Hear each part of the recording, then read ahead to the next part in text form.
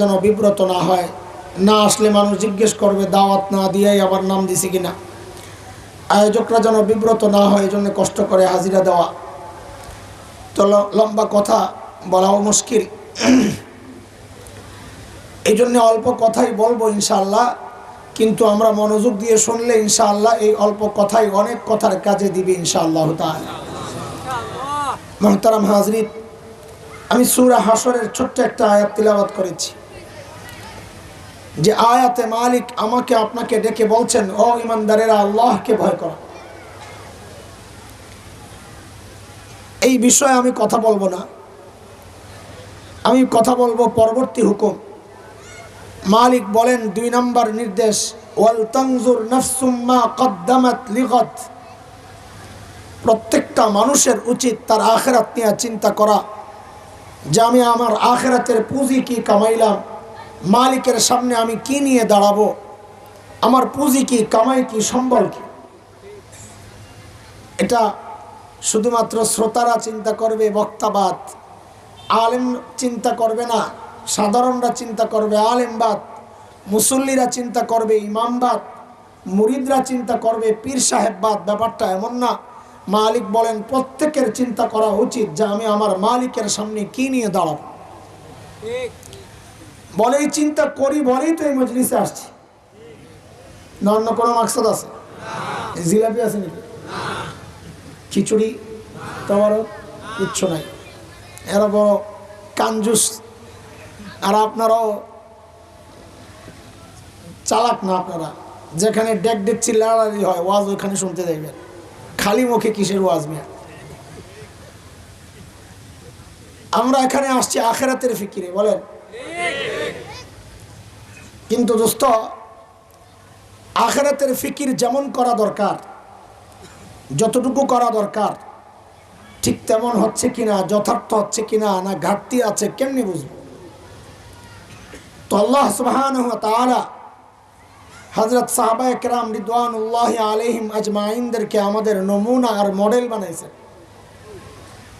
যে তুমি তোমার ঈমানকে সাহাবীদের ঈমানের সাথে মিলাও। যদি মিলে যায় তো ওই ঈমান ঠিক আছে, না মিললে ভেজাল আছে, ঠিক করে নাও। কার কথা? মালিক বলেন فَإِنْ آمَنُوا بِمِثْلِ مَا آمَنْتُمْ بِهِ فَقَدِ اهْتَدَوْا وَإِنْ تَوَلَّوْا فَإِنَّمَا هُمْ فِي شِقَاقٍ।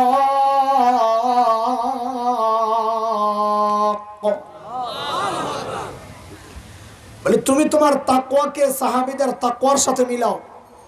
বলে কেন মিলাবো? তো আল্লাহ বলেন কারণ সাহাবীদের তাকওয়ার পরীক্ষা আমি নিয়েছি, ওই পরীক্ষায় তারা পাস। তোমারটা যদি মিলে তো তুমিও পাস। কার কথা? মালিক বলেন উলাইকাল্লাযীনা ইমতাহানাল্লাহু কুলুবাহুম লিত্তাকওয়া লাহুম মাগফিরাতুন ওয়া আজরুন আযীম।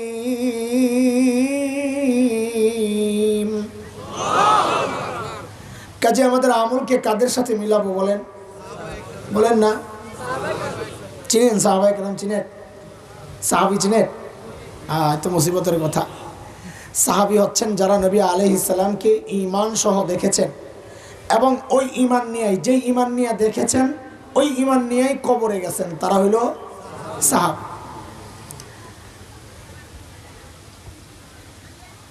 আমাদের আমলকে আল্লাহ তাআলা বললেন সাহাবীদের সাথে মিলাইতে। কিন্তু দোস্ত, সাহাবীদের সাথে আমাদের আমল হুবহু মিলবে না। মিললে আল্লাহ তাআলা আমাকে আপনাকে ওই যুগেই পাঠাইতেন। যদিও ছোটবেলা আমরা একটা গান গাইতাম, আমি গজল শোনাবো না আপনাদেরকে, আমি এক লাইন শোনাইতেছি শুধু শোনানোর জন্য। কি গাইতাম? এখন তো আর গলা নাই, ছোটবেলায় তো গলা ছিল, টনটুই না, গান গজল গাইতাম, কেরাত পড়তাম, তিলাওয়াত করতাম। এখন তো বাঁশ, ফাড়া বাঁশ, আর এখন অসুস্থ হয়ে এটার ফাড়া নাই, এটা এখন সুরসুরে বাঁশ হয়ে গেছে। তো ছোটবেলায় গাইতাম আমরা, জন্ম যদি হত মোদের রাসূল পাকের কালে, আহা রাসূল পাকের দেশে। তো ওস্তাদরা আটকায় দিত না, এটা কেমন গজল?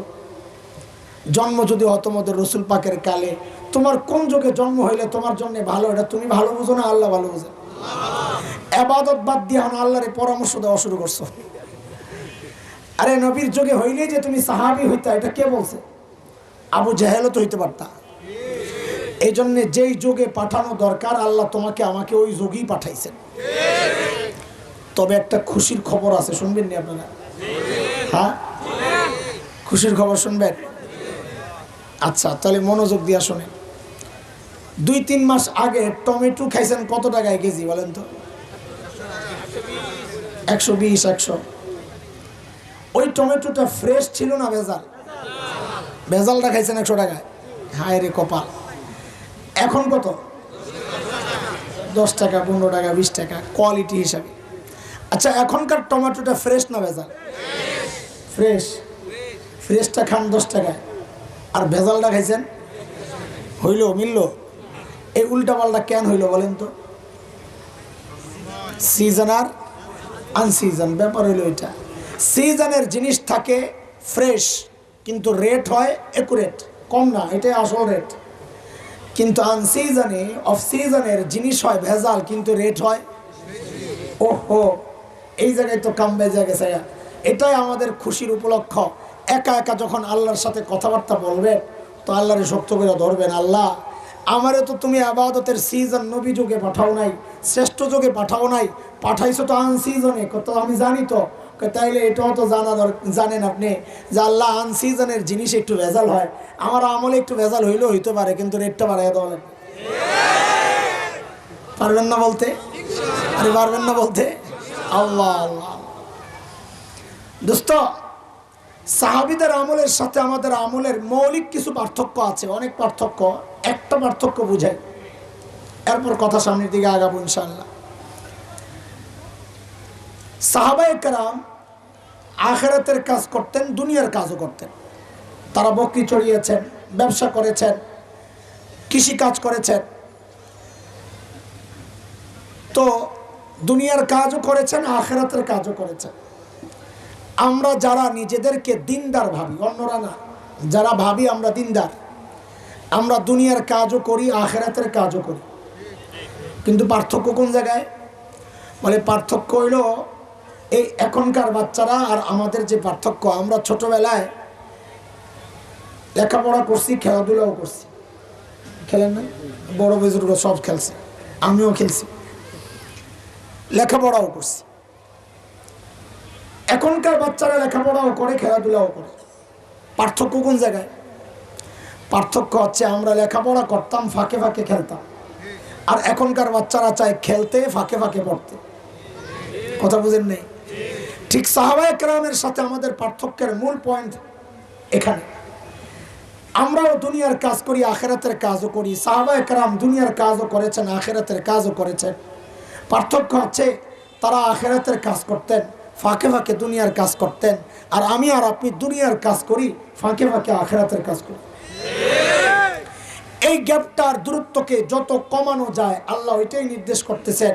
কেন কমাবো?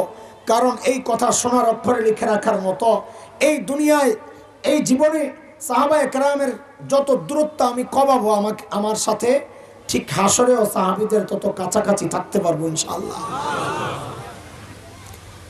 চলেন হযরত সাহাবায়ে কেরাম আখিরাতের ফিকির কিভাবে করেছেন, কেমন করেছেন একটু দেখে আসি। হযরত আবু বকর সিদ্দিক রাদিয়াল্লাহু আনহু যখন খলিফা, ওনার রাষ্ট্র পরিচালনার একটা সিস্টেম ছিল। দরবারে বিধবা নারীদের লিস্ট থাকতো। স্বেচ্ছায় কেউ খিদমত করতে চাইলে ঠিকানা নিয়ে বুড়ির বাড়িতে চলে যেত। এটা অনেক সওয়াবের কাজ।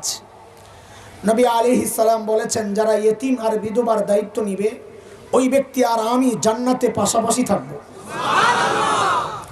কিন্তু বড় দুর্ভাগ্যের কথা, এই সমাজের একটা কুৎসিত চেহারা হচ্ছে, এই সমাজের কোনো মানুষ হতভাগা পোড়া কপাল অন্য বিধবা বুড়ির দায়িত্ব নিবে থাক দূরের কথা, বহু পোড়া কপাল এমন আছে নিজের বিধবা মায়েরই কোনো খোঁজ খবর লয় না। জালিম, বড় জালিম এটা। একদিন হযরত ওমর রাদিয়াল্লাহু আনহু আসছেন। কেন? ওই লিস্টের ঠিকানা ধরে কোনো বুড়ির খেদমত করবে এই নিয়তে। চিন্তা করেন আখিরাতের ফিকির কিভাবে ঢুকছে মাথায়। ওমরের মতো মানুষ আসছেন বুড়ির বাড়ির কাম করবে। আর তখন কাজ কি ছিল? এরে দাদু আমারে এক কেজি পান এনে দে, একটু সুগার এনে দে, মোবাইলে একটু রিচার্জ করে দে, একটু লোড করে দে, এগুলো নিয়ে আসছিল কাম। তখনকার সময়ের কাজ ছিল দূরে কুয়া, ওই কুয়ার থেকে পানি এনে দেওয়া, এটা ছিল মূল কাজ। হযরত ওমর ওই বুড়ির বাড়ির কাজ করার জন্য যায়। পরদিন সকালেই বুড়ির বাড়ির সামনে সাহাবায়ে কেরাম দিনের কাজ শুরু করতেন সকালে। এটা একটু মাথায় রাখেন। কেন? নবী আলাইহিস সালাম যারা সকালে কাজ করেন তাদের জন্য বরকতের দোয়া করছেন। শেখ ইবনুল কাইয়িম অনেক বড় আলিম ছিলেন। তিনি তার এক কিতাবে লিখেছেন যারা সকালে ঘুমায় তাদের ঘর থেকে জিন্দেগিতে অভাব দূর হবে না। কেন? আল্লাহ তাআলা তখন রিজিক বন্টন করেন। আর আমাদের অভ্যাস হচ্ছে আমরা সকালে ঘুমাবো, ফজর পড়বো না, দোকানে বেচা কিনা হয় না, যায় হুজুরে বিরক্ত করবো, হুজুর একটা তাবিজ দেন না, দোকানে বেচা কিনা কমে গেছে। হুজুর তাবিজ দিয়া যদি কোটা দোকানদারেও সাজায় তো মনে রেখে রিজিকের ফয়সালা হবে না, কারণ রিজিকের ফয়সালা সকালে হয়ে গেছে, যারে যা দাওয়াত দিয়ে দিয়েছেন আল্লাহ তাআলা। সকালে ঘুমায়া বিকালে তাবিজের জন্য ঘুরো, জিন্দেগিতে কাজ হবে না। তাবিজে রিজিক আনে না, রিজিক আমলে আনে। পরদিন সকাল সাইয়েদনা উমর ইবনুল খাত্তাব বুড়ির দরজা নক করে বলে, মারে আপনার ঘরের কাজগুলো করার জন্য আমি উমর ইবনুল খাত্তাব হাজির। বুড়ি হযরত ওমরকে জবাব দেন, বাবারে প্রতিদিন যে আল্লাহর বান্দা আমার ঘরের কাজগুলো করেন তিনি ইতিমধ্যেই কাজ করে চলে গেছেন। হযরত ওমর চিন্তা করলেন তাইলে আর আগে আসা লাগবে। ওই চিন্তায় সাইয়েদনা উমর ইবনুল খাত্তাব পরদিন ফজরের আজানের ওয়াক্ত বুড়ির দরজা নক করে বলে, মারে আপনার ঘরের কাজগুলো করার জন্য আমি উমর ইবনুল খাত্তাব হাজির। হযরত ওমরকে আজকেও বুড়ি জবাব দিচ্ছেন, বাবারে প্রতিদিন যেই আল্লাহর বান্দা আমার ঘরের কাজগুলো করেন তিনি ইতিমধ্যেই কাজ করে চলে গেছেন। আমার কথা বুঝতেছেন আপনারা? আমার তো বলতে কষ্ট হইতেছে, স্বাভাবিকভাবে বলতে পারতেছি না, একটু অস্পষ্ট হইলেও মনোযোগ দিয়ে শোনেন, বুঝবেন। আপনারাও যদি না বুঝেন তো অবস্থাটা শেষ। ওই এক বান্দা পান খায় আর কি, পান খাইলে তো মুখের মজা টজা সব যায় বরবাদ হইয়া। তো ডিম খাইতে থাকা দৌড়ে মজা লাগে না, এই দূরে মজা লাগে না কইছে।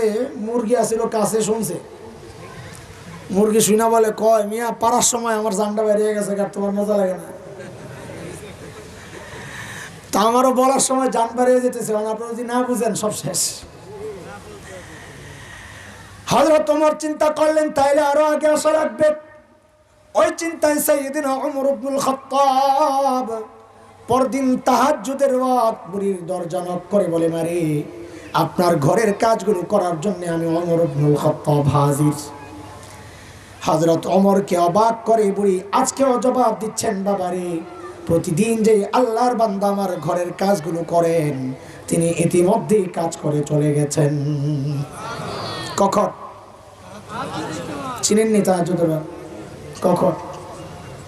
হ্যাঁ হ্যাঁ, মধ্যরাত্রি তাহাজ্জুদের ওয়াক্ত। হ্যাঁ আচ্ছা, এটা তো মাসআলার ব্যাপার, উলামায়ে কেরাম বলবেন। আমি অন্য আরেকটা ডিজিটাল ব্যাখ্যা দিতে চাই তাহাজ্জুদের ওয়াক্তের। কোন ব্যাখ্যা? ডিজিটাল ব্যাখ্যা হলো এই যুগের পোলাপাইন ফেসবুক আর ইউটিউব বন্ধ করে যখন ঘুমাইতে যায় ওটা হলো তাহাজ্জুদের ওয়াক্ত। এতে করে সবচেয়ে বিপদে আছে রাত্রে যারা চুরি করতে হয় বেটারা। যেই ঘরেই যায় দরজা জানালার চিপা দিয়ে দেয় ঘুমাইছিনি, দেয় কোনো না কোনো আল্লাহর বান্দা আসমানের দিকে মুনাজাত দিয়ে শুয়েছে। বেহায়ার আবার হাসো, শরম লাগে না? এই জন্যই তো গজব আসে। এইবার হযরত ওমরের টনক নড়ছে, কিরে এত রাতে কে কাজ করে? আমার কাজের দরকার নাই, আগে বুজুর্গ বাইর করা লাগবে, কে আল্লাহর বান্দা। পরদিন ইশার নামাজের পর সাইয়েদনা উমর ইবনুল খাত্তাব বুড়ির দরজার সামনে এক ঝোপের আড়ালে চুপচাপ বসে আছেন। দেখবেন এত রাতে কে কাজ করার জন্য আসে। হযরত ওমর লক্ষ্য করলেন এক আল্লাহর বান্দা গভীর রাত পা টিপে টিপে চোরের মতো বুড়ির বাড়ির দিকে আগাচ্ছে।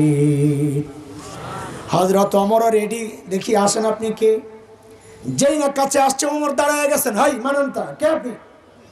ওমরের যে আওয়াজ, রাতও গভীর, মানুষটাও একা। আমি এমন কোনো সিচুয়েশনে পড়লে তো কাপড় চোপড় নষ্ট করে ফেলাইতাম, কিন্তু হযরত ওমরের আওয়াজে ওই ব্যক্তি ভয় পাবেন থাক দূরের কথা, উল্টা হযরত ওমর যাকে দেখলেন নিজেই চমকায়া গেছেন। দেখেন ইনি আর কেউ না, খলিফাতুল মুসলিমিন আবু বকর সিদ্দিক রাদিয়াল্লাহু তাআলা। অবাক হয়ে গেছে ওমর, আপনি? আবু বকর আপনি?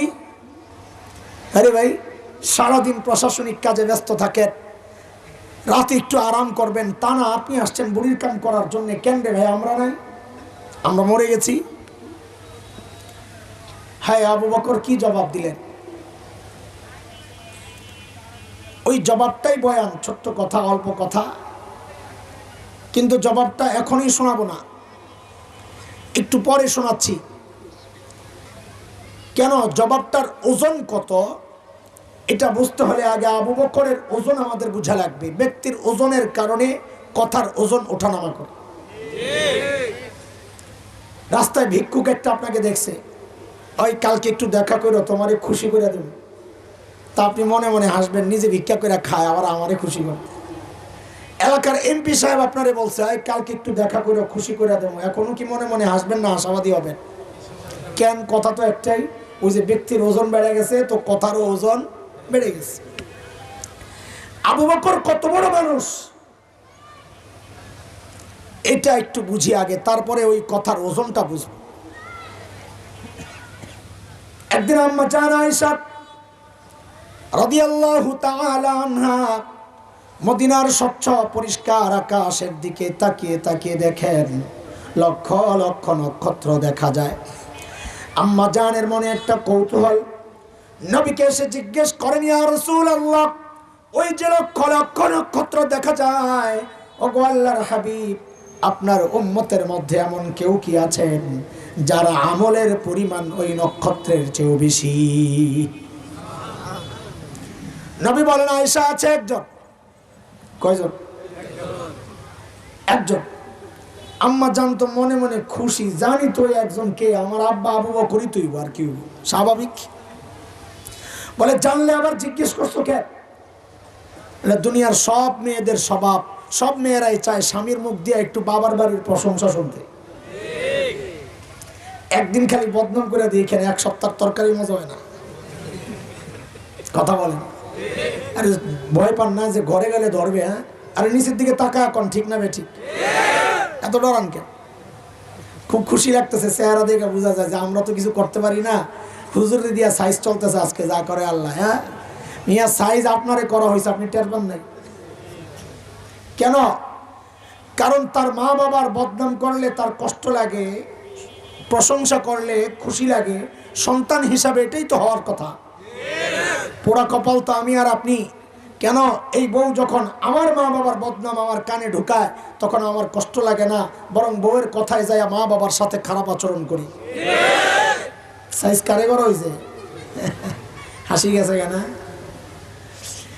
আল্লাহর হাবিব বলেন, আয়েশা আছে একজন। আম্মা জান তো আশা আমার বাবার নামই তো বলবেন নবী। আল্লাহর হাবিব জবাব দেন, আয়েশা, আমার যে উম্মতের আমল ওই নক্ষত্রের চেয়েও বেশি আয়েশা, সে হচ্ছে ওমর ইবনুল খাত্তাব। কে? হযরত ওমর। আম্মা জান তো জবাব শুই নাই, মনটা গেছে খারাপ হয়ে।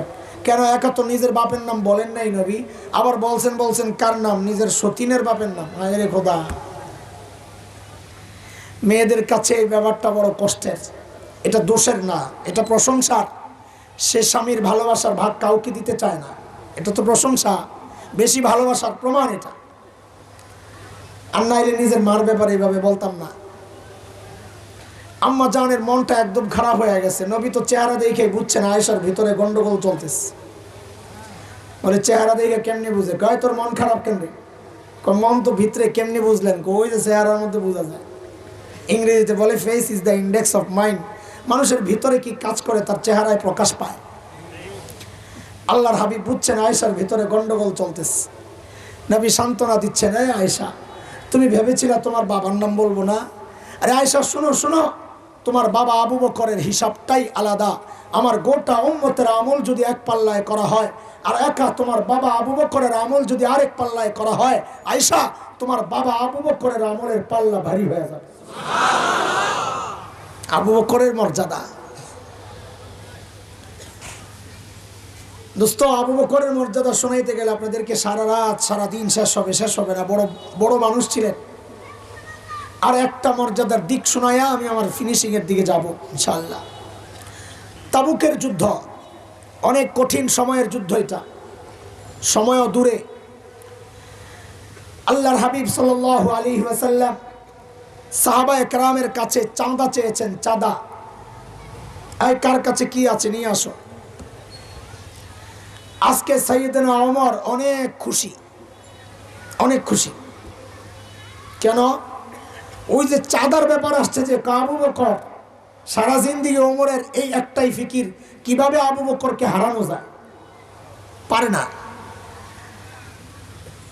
তো ওমরের চিন্তা, আজকে তো আবু বকরকে হারানোর একটা সুবর্ণ সুযোগ পেয়ে গেছি। কেন? চাঁদার ব্যাপার তো আবু বকরের ঘরে আছে, কি দিবি কি? ওমরের ঘরেও যে অনেক কিছু আছে তা না, মানে আবু বকরের তুলনায় বেশি আছে। হযরত ওমর দৌড়ে গেছেন ঘরে। ঘরে সামানপত্র যা ছিল সব নামাইছেন, দুই ভাগ করছেন। আপনারা মনে মনে চিন্তা করতেছেন, খাট থাকলে দুই ভাগ করছে কেমনে? আমার আর আপনার মধ্যে একটা খাটে শুয়ে যেত। ঘরে একটা বিছানা আর একটু লোড়া, বদনা, পাতিলা, এই এক একজনের ঘরের সামান। আয় মালিক, যা ছিল সব নামাইয়া দুই ভাগ করছেন। অর্ধেক ঘরে রেখে আসছেন, আর অর্ধেক নবী আলাইহিস সালামের সামনে পেশ করেছেন। ইয়া রাসূলুল্লাহ, আমার চাঁদা। আল্লাহর হাবিব জিজ্ঞেস করলেন, ওমর কি নিয়ে আসছেন? বলেন, কি জিজ্ঞেস করছেন? বলেন আবার, সবাই বলেন। ওমর কি নিয়ে আসছেন? এই কথাটা মনে রাখেন, নাহলে পরে বুঝবেন না। হযরত ওমর বলেন, ইয়া রাসূলুল্লাহ, ঘরে যা ছিল অর্ধেক রেখে আসছি, অর্ধেক নিয়ে আসছি। এইবার আবু বকরের অপেক্ষা নবীও করেন, ওমরও করতেছে। নবী আলাইহিস সালাম করতেছেন এই জন্য, যাহারে আমার আবু বকর না জানি কি আনে। আর ওমর অপেক্ষা করতেছেন এমন একটা ভাব লয়ে, আমি বলতেছি আর কি, যে এমন একটা ভাব নিয়ে বসে রয়েছে যে আজকে একটা স্লোগান হবে, জিতিল রে জিতিল রে, ওমরে জিতিল। এমন একটা ভাব লয়ে হযরত ওমর বসে রয়েছেন। সাইয়েদনা আবু বকর আসতেছেন, হাতে ছোট্ট একটা পোটলা। আহা, বর্ণনার আকপিস মিলাইলে বোঝা যায় ওই পোটলার ভেতরে গায়ের জামা কাপড়গুলা নাই তো কিচ্ছু। বাকি আপনাদের মাথায় ঘুরতে পারে, তাহলে গায়ে দিছেন কি, ন্যাংটা হয়ে আসছেন না। তবে রিওয়ায়াতের এই অংশগুলো আমি এখন যা বলবো এগুলো দুর্বল। আমরা আপনাদের সাথে খেয়ানত করব না, ফাঁকি দিব না, দুর্বল। তারপরেও বলছি কেন, কারো মর্যাদা বলার ক্ষেত্রে দুর্বল হাদিস আনা যায়, দুর্বল বর্ণনা আনা যায়। এটা এই হাদিসকে যারা দুর্বল বনেছেন সেই মুহাদ্দিসদেরই মতামত, সেই জন্য আনতেছি। হযরত সাইয়েদনা আবু বকর গায়ে জড়াইছেন। ঘরে একটা চট ছিল, বিছানা, ওইটারে গায়ে জড়াইছেন। তো ওইটা তো উপরে ধরছেন, হাতে পোটলা, নিচে তো ফাঁক হয়ে যায়। হায়, রিওয়ায়েতে আসছে সাইয়েদনা আবু বকর খেজুর গাছের কাঁটা দিয়ে বুতাম বানাইছেন। আল্লাহর হাবিবের দরবারে পেশ করছেন, ইয়া রাসূলুল্লাহ, আমার চাঁদা। নবী জিজ্ঞেস করতেছেন, আবু বকর মা আবকাইতা, ঘরে কি রেখে আসছেন?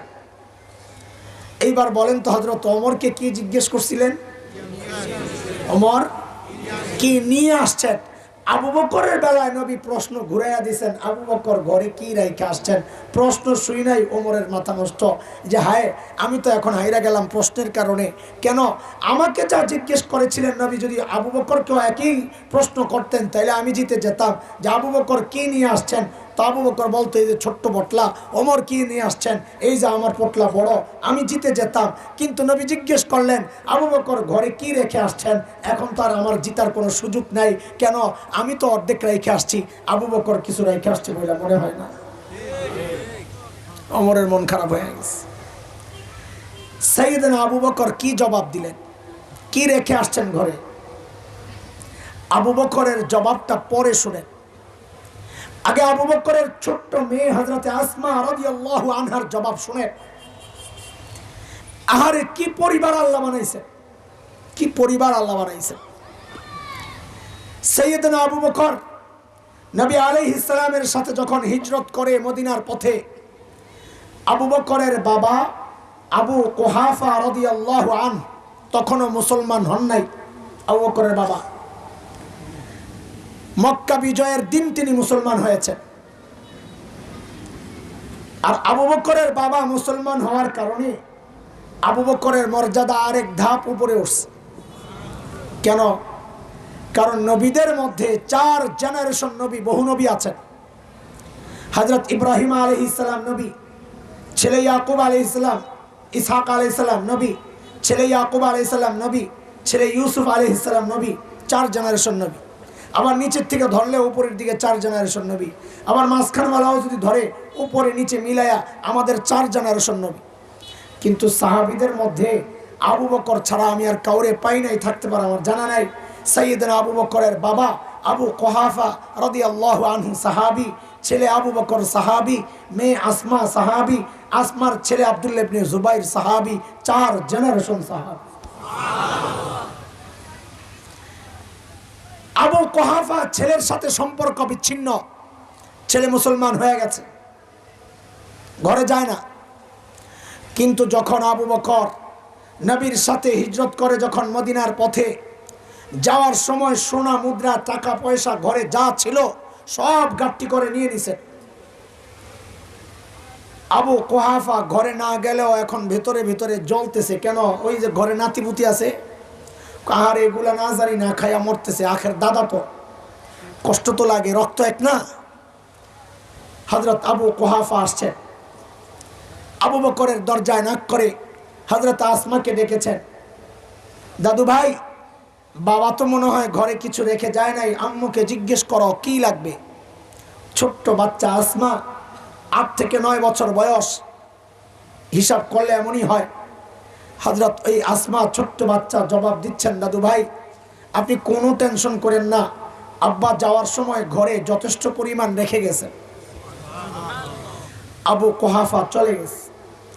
কিছু দূর যায় আবু কুহাফার মাথায় আসছে, কিরে আমার ছেলে আবু বকরকে তো আমি চিনি, সে যে লেভেলের পাগল, সে আবার ঘরে যথেষ্ট পরিমাণ রেখে যাবে, কথাটা কেমন কেমন যেন লাগতেছে। হযরত আবু কুহাফা আবার আসছে, এসে হযরত আসমাকে ডেকে জিজ্ঞেস করেন, দাদু ভাই বুঝলাম বাবা ঘরে যথেষ্ট পরিমাণ রেখে গেছেন, বুঝলাম, কিন্তু একটু বলো না কি রেখে গেছেন। হযরত আসমা জবাব দিচ্ছেন, দাদু ভাই আব্বা যাওয়ার সময় ঘরে আল্লাহ আর তার রাসূলকে রেখে গেছে। ছোট্ট বাচ্চার জবাব। পিচ্ছি জবাব যদি এই হয় তো বাবা আবু বকরের জবাব কি হইতে পারে? সাইয়েদনা আবু বকর জবাব দেন, ইয়া রাসূলুল্লাহ, ওই যে ঘরের বেড়াগুলো খেজুর পাতার বেড়া, ওগো আল্লাহর হাবিব, আসার সময় বেড়াগুলারে থাপড়ায়া থাপড়ায়া আসছি। কেন? কারণ মাঝে মধ্যে ওই বেড়ার মধ্যে সুই গেঁথে রাখতাম, সুই থাপড়ায় আসছি যেন একটা সুই পর্যন্ত ঘরে থেকে না যায়, ওই সুইটা যেন আমার কোনো মুজাহিদ ভাইয়ের কাজে আসে।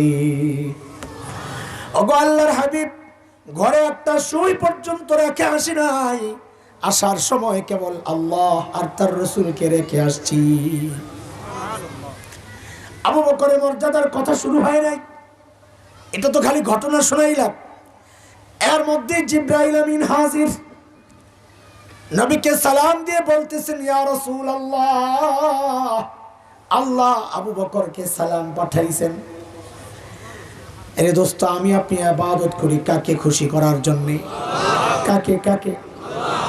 আবু বকরের বেলায় নবীর প্রশ্ন যেমন উল্টা, আল্লাহর প্রশ্ন উল্টা। জিবরাইল আমিন জানতে চাইলেন, ইয়া রাসূলুল্লাহ, আল্লাহ জানতে চেয়েছেন আল্লাহ তো আবু বকরের উপর রাজি, আল্লাহ তো আবু বকরের উপর রাজি, আল্লাহ জানতে চেয়েছেন আবু বকর আল্লাহর উপর রাজি কিনা। নাই কষ্টে থাইকা কোনো অভিমান লয়ে বয়ে রইছে, জিজ্ঞেস করেন। হায় সাইয়েদনা আবু বকর হাউমাউ করে কান্না শুরু করছেন, ইয়া রাসূলুল্লাহ, আমি আমার রবের উপর রাজি ইয়া রাসূলুল্লাহ, আমি আমার রবের উপর রাজি ইয়া রাসূল। এত বড় মানুষ আবু বকর, অথচ গভীর রাতে বুড়ির বাড়ির কাজ করতে গেছে, ওমরের হাতে ধরা পড়ছে, মনে আছে? আরে ঘটনা মনে আছে? বলেছিলাম ওমর যখন ধরছেন, আবু বকর আপনি কেন আসছেন, আমরা নাই। তো আবু বকর কি জবাব দিলেন বলেছি, ও ভাই জবাবটা যদি আমি আপনি দিতাম এত আলোচনার ব্যাপার ছিল না, কিন্তু জবাবটা যেহেতু দিয়েছেন আবু বকর, এই জন্য জবাবটার ওজন অনেক বেশি। ওমর যখন বললেন, ও আবু বকর এই কাজগুলো আমরা করতে পারতাম না, তো সাইয়েদনা আবু বকর জবাব দিচ্ছেন, ওমর হ্যাঁ ভাই কাজগুলো আপনাদেরকে দিলেও পারতাম, কিন্তু ভাইরে আমি কি আমার আখিরাত কামাই করব না? আমি কি আমার আখিরাত কামাইব না? আপনারাই কামাবেন। আবু বকরের বলে আখিরাত কামাইবা কি হইছে, চিন্তা করছেন? আখিরাতের ফিকির মাথায় কিভাবে ঢুকছে যে আমার আখিরাত কামাই করতে হবে, অথচ জান্নাতের সুসংবাদ পাওয়া মানুষ। জান্নাতের 8টা দরজা থেকে ডাক আসবে, আবু বকর যখন ঢুকবে, ও আবু বকর, আবু বকর এই দরজা বলবে, আবু বকর আপনি এদিক দিয়ে ঢুকেন, ওই দরজা বলবে, আবু বকর আপনি আমারে দিয়ে ঢুকেন, প্রত্যেকটা দরজা থেকে ডাক আসবে, আবু বকর আপনি আমারে দিয়ে ঢুকেন। এত বড় মানুষ আবু বকর, অথচ আখিরাতের চিন্তায় গভীর রাতে যায় বুড়ির কাজ করার জন্য, কারণ আখিরাতকে তারা ওইভাবে বিশ্বাস করেছে। সাইয়েদনা ওমর এত বড় মানুষ, মুসলমান, নবী ওমর সম্পর্কে বলেছেন ওমরু ফিল জান্নাহ, ওমর জান্নাতি। নবী ওমর সম্পর্কে বলেছেন লাউ কানা বাদি নবিয়্যুন লাকানা ওমর, আমার পরে যদি কেউ নবী হতো তো ওমর হতো। নবী ওমর সম্পর্কে বলেছেন আমি আপনি হকের উপর চললে বলা হয় লোকটা হকপন্থী। ওমর সম্পর্কে নবী বলেছেন দারাল হাক্কু হাইসু দারা, ওমর যেদিকে যায় হক তার পেছনে পেছনে যায়, মানে ওমর হকপন্থী না, বরং হক ওমরপন্থী। জান্নাতে গিয়ে নবী ওমরের বাড়িটা দেখছেন, দুনিয়া এসে নবী উচ্ছ্বাস আনন্দ প্রকাশ করছেন, আরে আমার উম্মত ওমরের বাড়িটা দেখছি কি যে সুন্দর, আমার মনটা চাইছিল বাড়ির ভেতরে একটু ঢুকি, কিন্তু ওমরের যে গায়রত, ওমরের যে প্রেস্টিজ, আত্মমর্যাদা বোধ, ওমর যদি মাইন্ড করে এই জন্য আমি ঢুকি নাই, কিন্তু আমার মন চাইছিল। হযরত ওমর এই কথা শুনে নাই হাউমাউ করে কান্না শুরু করছেন, আবিকা খিরতু ইয়া রাসূলুল্লাহ, আপনার সাথেও বুঝি আমার আত্মমর্যাদা বোধ, আপনি একটু ঢুকলেন না কেন, কেন একটু ঢুকলেন না, হারে কেন একটু ঢুকলেন না? ওমর হাউমাউ করে কান্না শুরু করছে। এত বড় মানুষ ওমর, অথচ আখিরাতের ভয় আর ফিকির কিভাবে ঢুকছে দেখেন। মৃত্যুর মুহূর্ত, আবু লুলু মাজুসির ছেলে ফজরের নামাজের সময় বিষাক্ত খঞ্জর দিয়া যখন হযরত ওমরের পেটে চালায়, নারী বুড়ি বের হয়ে গেছে, কাপড় দিয়া পেঁচায় হযরত ওমরকে মসজিদে নববীর ফ্লোরে শোয়া দেওয়া হয়েছে। হযরত ওমর বেহুশ, ছেলে আব্দুল্লাহ ইবনে ওমরের কোলে মাথা, একটু হুশ ফিরছে, ফেরার সাথে সাথেই নামাজের খবর নিছেন। দ্বীনের ব্যাপারে ওমর কতটা সিরিয়াস ছিলেন, নিজের এই অবস্থা দেখেন যে একটা ছেলের কাপড় টাকনুর নিচে, নিজের এই অবস্থার উপরেও বলে হয় কাপড় টাকনুর উপরে ওঠা। এরপর কি করলেন, আখিরাতের ভয় কিভাবে ঢুকছে মাথায়, নিজের ছেলে আব্দুল্লাহ ইবনে ওমরকে বলেন, বাবা আমার মাথাটাকে একটু ফ্লোরের উপর নিয়ে রাখো। ও ভাই ফ্লোরটা কি ছিল, পাকা টাইলস করা, মোজাইক করা, কি মাটি, বালি মাটি। হযরত ওমর অর্ধজাহান শাসন করা ওমর, 22 লক্ষ বর্গ মাইল। অনেকে চিন্তা করে 22 লক্ষ বর্গ মাইল কি অর্ধজাহান? হ্যাঁ অর্ধজাহান, কারণ তখন কত দুনিয়ার কত কিছু আবিষ্কার হয় নাই, আজকের আমেরিকা এগুলো তো আবিষ্কার হয় নাই তখন, আর কত দুনিয়া আবিষ্কার হয় নাই, যতটুকু হয়েছিল ওই হিসাবে 22 লক্ষ বর্গ মাইল তো অর্ধজাহানের কাছাকাছি। হযরত ওমর অর্ধজাহান শাসন করা, জান্নাতের সুসংবাদ পাওয়া, জান্নাতেও যার বাড়িটা নবী দেখে আসছেন, হ্যাঁ আল্লাহ তাআলার কাছ থেকে নবী আলাইহিস সালাম ওমরকে চায়া চায়া নিছেন, ভিক্ষা করে, আল্লাহ দেন আমার ওমর রে দেন। সেই ওমর বলে, বাবা আমার মাথাটাকে নিয়ে ফ্লোরে রাখো। আব্দুল্লাহ ইবনে ওমর সাইয়্যিদনা ওমরের মাথাটা নিয়ে যখন ফ্লোরে রাখছেন, হায় আখিরাতের ভয় কিভাবে ঢুকছে। হযরত ওমর নিজের গালটাকে মাটির সাথে এইভাবে ঘষতেছেন আর কাঁদতেছেন, ঘষতেছেন আর কাঁদতেছেন আর বলতেছেন, ওয়াইলুন লাকা ইয়া ওমর ইন লাম ইয়াগফির লাকা রাব্বুক। ওমর, তোমার রব যদি তোমারে ক্ষমা না করে, ওমর তোমার জন্য ভয়ঙ্কর বিপদ কিন্তু অপেক্ষা করতেছে। ওমরের আখিরাতের চিন্তা। সাইয়্যিদনা আবু বকর এত বড় মানুষ শুনাইলাম, অথচ আবু বকর একা একা দূরে নির্জনে চলে যেতেন, যায়া চিৎকার করে করে কাঁদতেন আর বলতেন, ইয়া লাইত ইবনা আবি কুহাফা, আয় আবু কুহাফার ছেলে। হযরত আবু বকরের বাবা আবু কুহাফা বলে, আবু কুহাফার ছেলে, তুই মানুষ কেন হইলি রে? তুই মানুষ কেন হইলি? এখন আল্লাহর আদালতে তুই কেমনে দাঁড়াবি? হিসাব কেমনে দিবি? সাইয়্যিদনা আবু বকর গাছ দেখলি চিৎকার করে কান্না শুরু করতেন আর বলতেন, ইয়া লাইতানি কুনতু ওয়ারাকা মিনাশ শাজারা তুদাত ওয়া তুকাল। হায়, মানুষ না হয়ে যদি গাছের পাতা হইতাম, মানুষ না হয়ে যদি গাছের পাতা হইতাম, তো জীবজন্তু আমারে চাবায়া চাবায়া খায়া নিঃশেষ করে ফেলতো, আমার আর আল্লাহর আদালতে দাঁড়াইতে হইতো না, হাসরের মাঠে মালিকের সামনে দাঁড়াইতে হইতো না। এখন আমি দাঁড়াবো কেমনে? কি জবাব দিব? আমার পুঁজি কি? আমার তো নাই কিচ্ছু। আরে ভাই, এইরকম চিন্তা তো করার দরকার ছিল আমার মতো জালিমের। অথচ দুঃখের সাথে বলতে হয়, আমাদের কারো চেহারার দিকে তাকাইলে মনে হয় না লোকটার আখিরাতের ফিকির আছে, লোকটার মৃত্যুর ভয় আছে, কবরের ভয় আছে, হাসরের ভয় আছে। কেন রে ভাই? কেন? কে আমাকে গ্যারান্টি দিল যে আমার মৃত্যু যন্ত্রণা হবে না? আবু বকর তো গ্যারান্টি পাওয়া মানুষ, ওমর তো গ্যারান্টি পাওয়া মানুষ। আমাকে তোমাকে কে গ্যারান্টি দিল যে আমাদের কবরের আযাব হবে না? আরে ওমর তো গ্যারান্টি পাওয়া মানুষ, ওমরু ফিল জান্নাহ।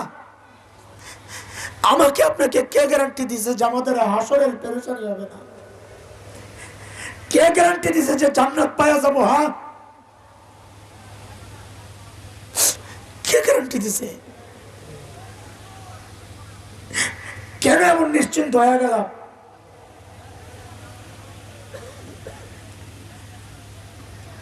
জুয়ার নাই, বুড়া নাই, সবার এক অবস্থা। মনে হয় যেন মৃত্যু বহু দেরি, নিজের শুধরায় নেওয়ার সুযোগ তো পাবো, কিন্তু ভাইরে মৃত্যু এত কাছে, এত কাছে। কে জানে এই মজলিসেও এমন মানুষ আছে যার কাফনের কাপড় দোকানে চলে আসছে। এমনও তো হইতে পারে কাল কি খবর পাইতে পারেন মাওলানা হাসান জামিল বয়ান দুনিয়ায় নাই, এমনও তো হইতে পারে। আরে বাবা, ভাই আমার, চুল পাইকা সাদা হয়ে গেছে, গুনাহ ছাড়তে পারি না। দাড়ি পাইকা সাদা হয়ে গেছে, গুনাহ ছাড়তে পারি না। কবে ছাড়বে না? অথচ মালিক সূরা হাদীদের মধ্যে ডেকে ডেকে বলছেন, আলাম ইয়ানিনিল্লাযীনা আমানু আন তাখশা কুলুবুহুম লিযিকরিল্লাহ।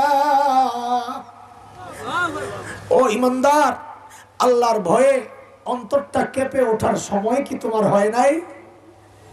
আল্লাহ জিজ্ঞেস করতেছেন, সময় হয় নাই? কবে সময় হবে? এর যুবক ভাই আমার, তোমার এই দামি সময়ের ভাগ ফেসবুকে পায়, ইউটিউব পায়, খেলোয়াড় পায়, গায়ক গায়িকা পায়, নায়ক নায়িকা পায়, বন্ধু বান্ধব পায়, শ্বশুর শাশুড়ি পায়, বাবা মা পায়, স্বামী পায়, স্ত্রী পায়, সন্তান পায়, ব্যবসায় পায়, চাকরি পায়, সবাই ভাগ পায়। পায় না কেবল মালিক, পায় না কেবল মালিক। অথচ আমরা ছাড়া জগতের সবাই মালিককে টাইম দেয়। রেজালিম, ওই গাছের দিকে তাকায় দেখো, কি মনে হয় গাছটা এমনি দাঁড়ায় আছে? আরে না, ওই গাছটাও দাঁড়ায় দাঁড়ায় মালিকের তাসবিহ পড়তেছে। যেই কুকুরটাকে তাড়াইয়া দাও, খবর নাই ওই কুকুরটাও রুকুর হালতে মালিকের তাসবিহ পড়তেছে। যেই পোকামাকড়গুলো পায়ে দলে শেষ করো, মেরে ফেলো, পিঁপড়া মেরে ফেলো, অথচ আমাদের খবর নাই ওই পিঁপড়াগুলো ওই পোকামাকড়গুলো সেজদার হালতে মালিকের তাসবিহ পড়তেছে। পড়ি না কেবল আমি আর আপনি, কারণ আমার হাতে তো টাইম নাই, আমি তো ব্যস্ত মানুষ। কিন্তু যেদিন টাইম আসবে সেদিন আমার টাইম থাকবে, কিন্তু সুযোগ আর থাকবে না। সেদিন ঠিকই চিৎকার করে করে বলবো, ইয়া লাইতানি কদ্দামতু লিহায়াতি, হায় সময় মতো যদি আজকের এই জীবনের জন্য কিছু আমল পাঠায়া নিতাম, হায় কি করলাম। ও ভাই, এ আমার দিকে তাকাও, বালেগ হওয়ার 30টা বছর পার করছি, এখন তো কলিজায় খালি মুচড়ায়, হায় কি করলাম, হায় কি করলাম। এই 30টা বছর প্রত্যেকটা দিন যদি 2 রাকাত করে নফল নামাজ পড়তাম, তো আমল নামায় কতগুলো নামাজ জমা হইতো, হায় কি করলাম। হায় প্রত্যেকটা দিন যদি একবার করে সুবহানাল্লাহ পড়তাম, তো আমল নামায় কতগুলো সুবহানাল্লাহ জমা হইতো, হায় কি করলাম। এই 30টা বছর যদি প্রত্যেক দিন একবার করে ইস্তেগফার পড়তাম, হায় আমল নামায় কতগুলো ইস্তেগফার জমা হইতো, হায় কি করলাম, হায় কি করলাম। আরে ভাই, ওই জন্যই মালিক আমাকে আপনাকে সবাইকে ডেকে ডেকে বলছেন, ইয়া আইয়ুহাল্লাযীনা আমানুত্তাকুল্লাহ ওয়াল তানজুর নাফসুম মা কদ্দামাত লিগাদ ওয়াত্তাকুল্লাহ।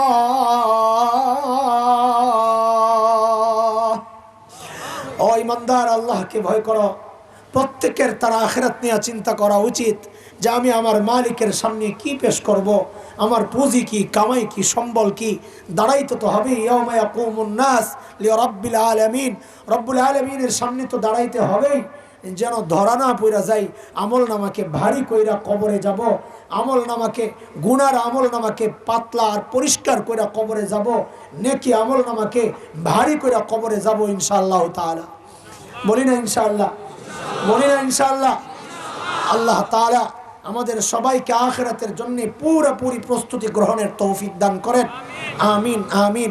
ওয়া আখিরু দাওয়ানা আলহামদুলিল্লাহি রাব্বিল আলামিন। ওয়াসসালামু আলাইকুম ওয়া রাহমাতুল্লাহি ওয়া বারাকাতুহু।